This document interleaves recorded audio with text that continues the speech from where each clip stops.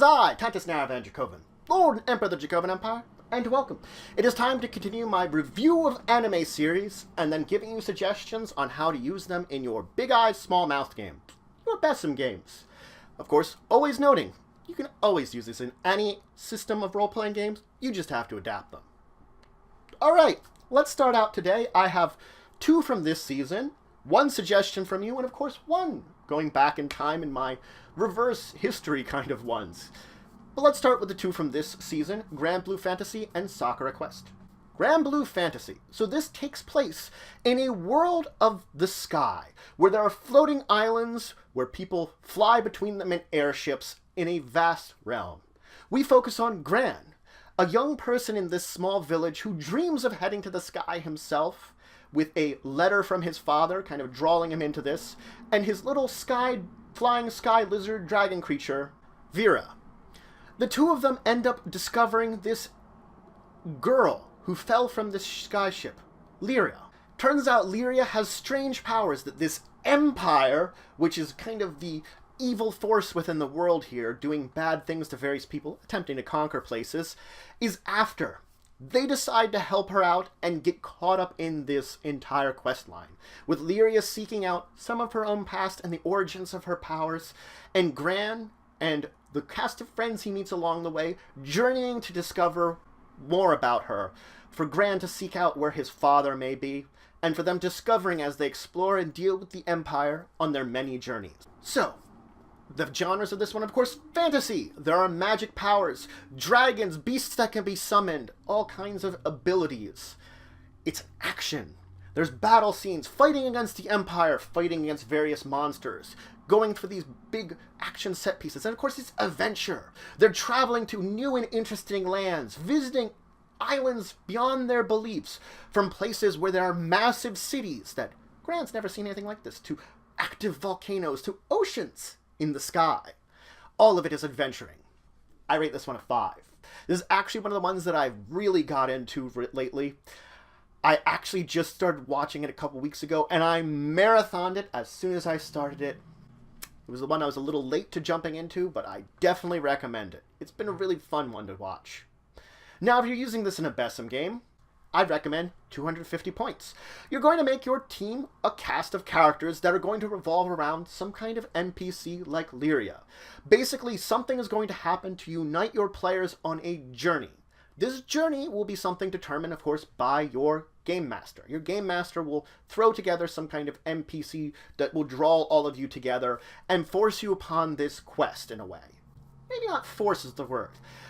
Give the opportunity for your players to journey out into the sky to explore, visit new places, go along this path. Maybe you want to go to the same path where you're going to the realm of these ancients in this world, just like they are with Lyria in the normal series. Maybe that's what you want to do. Or you could come up with some other reason for this long quest that the characters are going on. Regardless, they're going to adventure across the land, seeking out these places, visiting new worlds, all on their skyship of their own, as a team of characters working together. Now let's move on and talk about Sakura Quest. So Sakura Quest, we focus on Yoshino.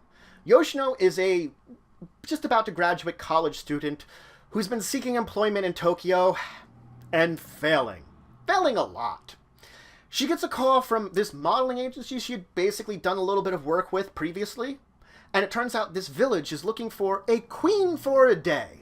She signs up for it, like that. Queen for a day, just to get some extra money. Makes things do because she's not being very successful? Sure. Turns out, it's mistaken identity.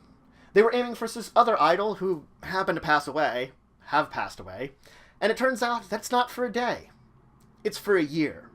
She has to be queen of this village for a year. This village that's been economically dying, kind of falling apart, that they're attempting to revitalize it with a new idol and new events where they have this kind of entire idealism of this queen of the village, or this queen of this kingdom that is part of the village. And so she reluctantly sort of begins to settle into this role. Now, I'd give this a genre, of course, comedy. It has a lot of good comedic moments, and it's very interesting the way that they intersperse this comedy of trying to do it. It's a little bit of a unique version of an idol one, because she is this queen character, but it's not your kind of singing and dancing kind of idol. It's this sort of artificial queen kind of idol, which makes it very unique and interesting. Now I'd also call it small town slash rural slash country, because that's what it is. It's showing off the country life of a little bit of rural Japan, and it's sort of trying to reinvigorate this with this entire idol plan. Now I rate this one a 3. It's an interesting series, and I did enjoy it from what I've watched so far. Again, not done yet anyway. And it definitely made me want to see more of it, but it wasn't sort of like, I'll see it right away. It's more like, oh, I could watch that. Now, if you're using this in a BESM game, I recommend 150 points. You're going to make your group of characters people trying to reinvigorate a town. A small town with a failing economy somewhere, with basically a plan similar to what they have.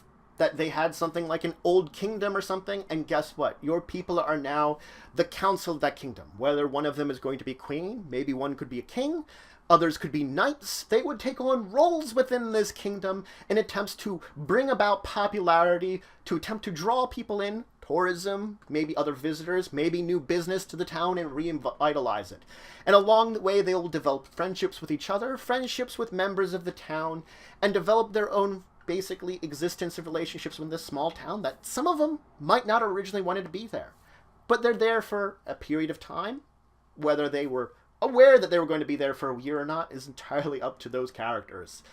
But now they're there, and they're enjoying their time here as a group in a way, to the best of their degree, while still on that quest, on that goal which they're drawn into. Save this town. Reinvigorate it. Bring it back to life. Now let's talk about the one going back in time.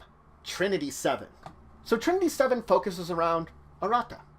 Now Arata has this sort of normal life with his cousin, Hijiri. But something changes. A breakdown effect basically devastates and destroys everything around him. At the final moments, Hijiri gives up her grimoire, a magical book, to Arata and basically to save him. Arata is saved. But he finds himself alone here and devastated by what has happened around him. He basically puts a wish upon the grimoire, and a powerful spell is cast that effectively creates the illusion of the life he was living. A fake version of it. And he begins to live there. Then Lilith, a powerful mage, finds him. Finds this powerful spell. Breaks his forgetfulness. He basically forgot what happened to live within this world. Forces him to remember. Breaks the spell. Devastating him. He learns, though, that there is hope. Hijiri is still alive somewhere. So he must go to this school of mages with Lilith teaches at, and basically learn to be a more powerful mage. He learns because he effectively created this own world of his own. He is a Demon Lord candidate. And he must deal with these other members of this group called Trinity Seven. These group of 7 powerful mages, which learning from them, and learning to basically use the magical powers and the grimoire that he inherited from Hijiri, he might be able to bring her back. And that is his goal. So I would call this one, for the genres, fantasy. Magic powers, fake worlds that are made. Basically anything magic-based tends to be this. It also is a little bit of a romantic comedy. He develops sort of relationships with many of these girls that he ends up with little funny times that are going on there, especially his times with Lilith, who he seems to be focused more towards than any of the others. But this leads us into a last one. It is definitely a little bit of a harem, that he kind of has the harem of the Trinity Seven around him, that many of them end up liking him, and therefore you get the more romantic comedy side of it mixing with the harem, in actually not a pretty bad way. That's why I rate this one a 4. It's actually not bad. Because the fact is, harem elements can sometimes be a little, like, in the forefront for you, but the way that they mix it with a little bit of that romantic comedy makes it that I can actually, like, accept that, harem, it's not bad. It's actually a pretty good series.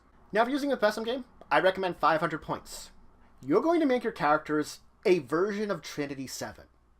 Granted, your GM might have to fill out the group of 7 that there are, but they're all going to revolve around a certain Demon Lord candidate that has some kind of goal for fixing the world, for remaking the world in a certain way, that they're working together with this Demon Lord candidate, and they basically agree with him in order to do this. So there's entire quest lines around learning the ways to possibly doing this, while dealing with other organizations which may oppose them, something like the Iscariot, or some other kind of group that might oppose the entire cycle of Demon Lords and Trinity Seven, and the changes in the world that kind of apparently do occur in some kind of cycle.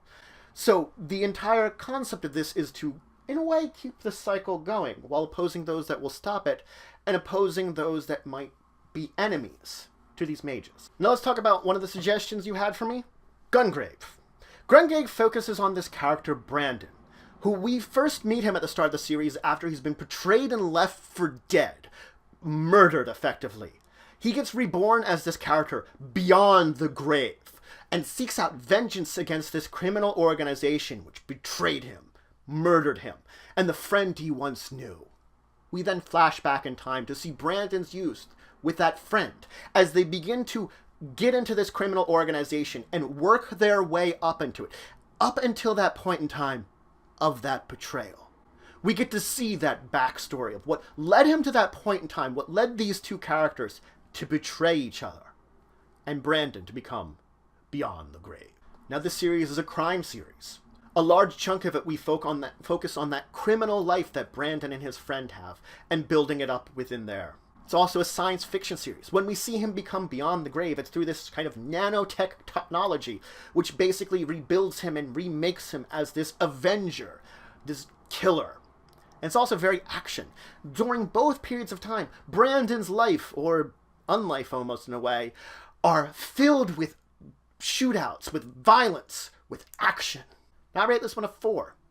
I really only saw the dubbed version of it. Sorry folks, I usually watch a lot of subbed anime.